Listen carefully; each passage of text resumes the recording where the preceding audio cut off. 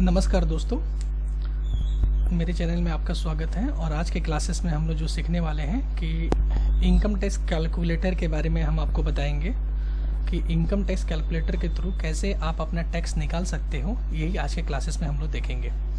तो tax calculator का use करने के लिए सबसे पहले जो गवर्नमेंट इनकम टैक्स का जो साइट है incometaxindia.gov.in, ये साइट आप खोल लीजिएगा। ये देखिए incometaxindia.gov.in, इस साइट पे आप आ जाइए क्लिक करने के बाद। और उसके बाद यहाँ पे देखिए कुछ इंपॉर्टेंट लिंक दिया हुआ है, यहाँ पे आप आ जाइए टैक्स कैलकुलेटर में, ठीक है ना। टैक्स कैलकुलेटर में क्लिक करने के बाद आप यहाँ पे जिसका भी इनकम टैक्स निकालना चाहते हो कि कितना उसको इनकम टैक्स पेमेंट करना पड़ेगा, आप यहाँ से उस पर्सन्स को सेलेक्ट कर सकते हो। Individual, Hindu, undivided family form या एलएलपी कंपनी या नॉन रेजिडेंशियल या ट्रस्ट या सोसाइटी, किसी को भी आप सेलेक्ट कर सकते हो। नहीं तो सबसे अच्छा तरीका है कि आप यहाँ पे पहले ऑल सेलेक्ट कर दीजिए, ठीक है ना। ऑल सेलेक्ट करने के बाद यहाँ पे देखिए टैक्स कैलकुलेटर है, ठीक है ना। इस टैक्स कैलकुलेटर के हेल्प से आप आराम से निकाल सकते हैं कि कितना आपको टैक्स किसी फाइनेंशियल ईयर में देना है, ठीक है ना।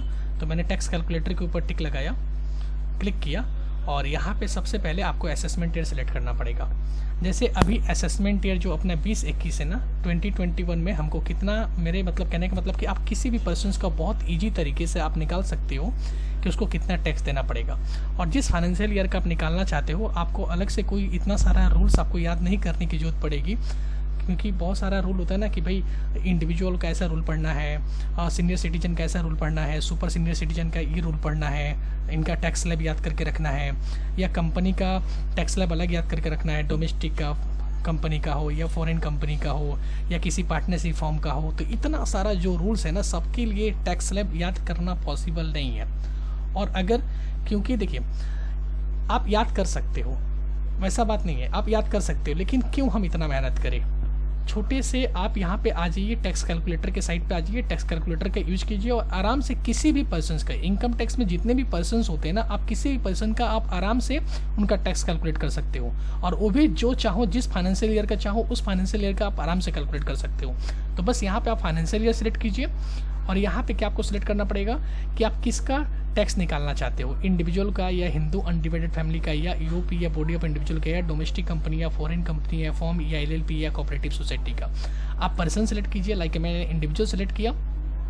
और यहाँ पे इंडिविजुअल अगर सेलेक्ट किया तो आपको यहाँ बताना पड़ेगा मेल है कि फीमेल है या सीनियर सिटीजन है कि सुपर सीनियर सिटीजन है, ये आपको सिर्फ बताना पड़ेगा, ठीक है ना। तो मैंने यहाँ पे मेल सेलेक्ट कर लिया। जैसे मैंने ही अपना ही मैंने सेलेक्ट कर लिया। और रेसिडेंशियल स्टेटस मैंने क्या सेलेक्ट कर लिया, आपको बताना पड़ेगा। रेसिडेंशियल स्टेटस के बारे में तो आपकी जानकारी होगी कि 3 तरह के रेसिडेंट होते हैं, resident, non resident and not ordinary resident, ठीक है ना। तो मैंने यहाँ पे अपना रेसिडेंट सेलेक्ट कर लिया। आपके ऊपर जो अप्लीकेबल होगा वो आप सेलेक्ट कर लीजिएगा। और यहाँ पे नेट टैक्सेबल इनकम आपको बैठा देना है, ठीक है ना। तो नेट टैक्सेबल इनकम मान लीजिए मेरा 9 लाख रुपया है साल का, तो मैं 9 लाख रुपये यहाँ पे बैठा देता हूँ, ठीक है ना। तो 9 लाख रुपए बैठा दिया। अब मेरे को अगर नेट टैक्सेबल इनकम मेरे पूरे फाइनेंशियल ईयर में, कहने का मतलब कि 2021 फाइनेंशियल ईयर में अगर मेरा 9 लाख रुपया है, तो मेरे को कितना टैक्स गवर्नमेंट ऑफ इंडिया को देना पड़ेगा, बहुत ही ईजी तरीके से मैं कैलकुलेट कर सकता हूँ। सिर्फ मैंने यहाँ पे फिगर बैठाया और इंटर पेश किया।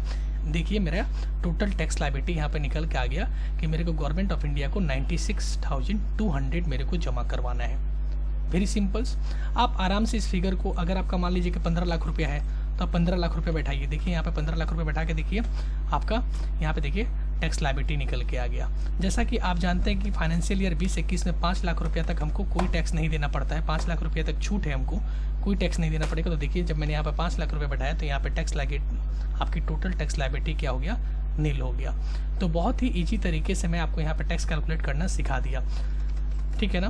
तो जैसा कि मैंने आपने बताया था कि मेरा जो टैक्स है टोटल साल का, कहने का मतलब टोटल टैक्स का मेरा नेट टैक्सेबल इनकम, मेरे नेट टैक्सेबल इनकम कितना फाइनेंशियल ईयर का, दिस फाइनेंशियल ईयर का 2021 का 9 लाख रुपया है। तो मैंने यहाँ पे 9 लाख रुपये बैठाया और इंटर पेश किया और 96,200 मेरा टोटल टैक्स लायबिलिटी आ गया। अब इस टैक्स लायबिलिटी को हमको पेमेंट करने के लिए कहाँ पे जाना पड़ेगा, ये भी आपको मैं दिखा देता हूँ।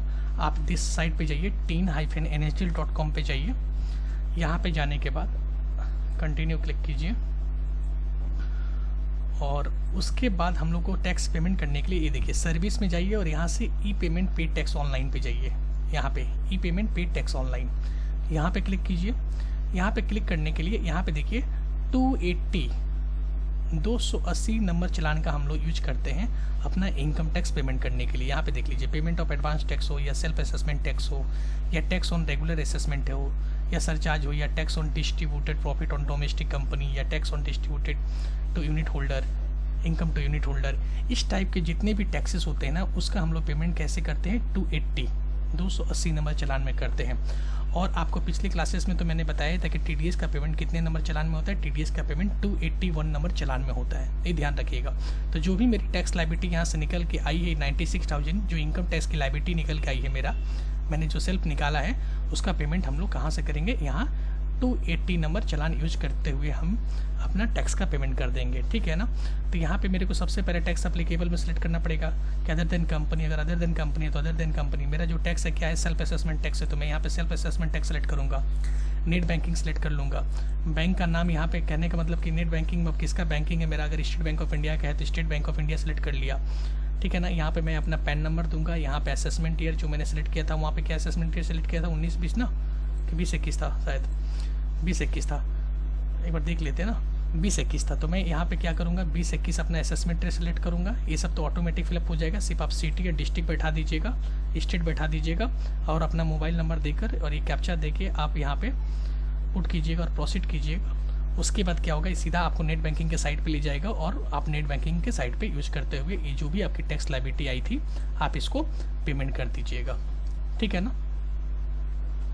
तो इस तरह हम लोग इस क्लासेस में क्या सीखे कि कैसे हम लोग को किसी भी असेसमेंट ईयर का कैसे हमको अपना टैक्स लायबिलिटी निकालना है, यही हम लोग इस क्लासेस में सीखा। बहुत ही सिंपल है, आप टैक्स कैलकुलेटर यूज करके किसी भी फाइनेंशियल ईयर का, किसी भी कंपनी, किसी भी पर्सन का हम लोग टैक्स आराम से निकाल सकते हैं, ठीक है ना। यहाँ पे जैसे मेल था ना, आप सीनियर सिटीजन भी कर सकते थे। देखिए सीनियर सिटीजन करेंगे तो क्या होगा, सुपर सीनियर सिटीजन किए तो यहाँ पे देखिए टैक्स लायबिलिटी में चेंजेस आ रहा है। तो बहुत ही सिंपल है, आप आराम से कर सकते हैं। अगर आप कोई कंपनी लेते हो, फॉर्म लेते हो, तो उसका टैक्स लायबिलिटी अलग हो जाएगा, सब बदल जाएगा, ठीक है ना। तो यहाँ पे आपको रूल्स अलग से याद करने की जरूरत नहीं है, सब ऑटोमेटिक कैलकुलेट होता है। तो आप टैक्स कैलकुलेटर का यूज कीजिए, बहुत ही सिंपल रहेगा। तो आज के क्लासेस के लिए यहीं पर मैं अपना वीडियो एंड करता हूँ। Thank you. अगर वीडियो अच्छा लगे तो सब्सक्राइब करना मत भूलिएगा, सब्सक्राइब कीजिए, ठीक है ना, ताकि मेरे को भी थोड़ा मोटिवेशन मिल सके और मैं आप लोग के लिए इनकम टैक्स और जीएसटी के ऊपर ज़्यादा से ज़्यादा वीडियो मैं बना सकूँ, ठीक है ना। Thank you.